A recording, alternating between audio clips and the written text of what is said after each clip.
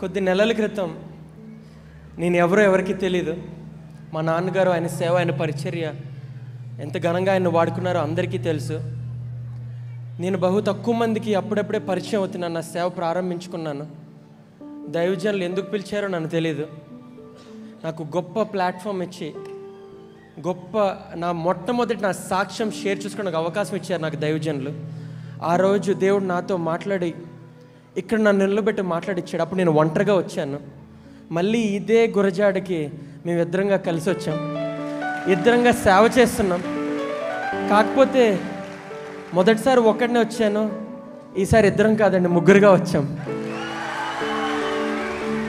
దేవుడు ఇంకొక సేవకుడిని ఇవ్వబోతున్నాడు. హల్లెలూయా. తాతల కంటే మాకంటే గొప్ప సేవ చేయబోతున్నాడు. హల్లెలూయా, హల్లెలూయా. ప్రార్థించండి మా కోసం, మా చిన్న కుటుంబం కోసం కూడా.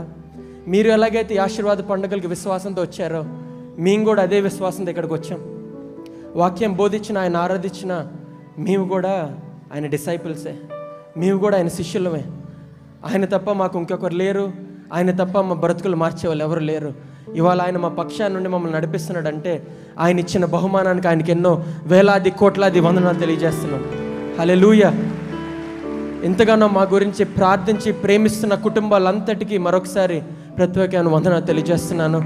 ముఖ్యంగా శామ్యుల్ కర్మోజీ గారికి, సుష్మిత కర్మోజీ గారికి, కుటుంబం అంతటికి, అమ్మమ్మ గారికి, అందరికీ నా ప్రత్యేకమైన వందనాలు తెలియజేస్తున్నాను. Thank you.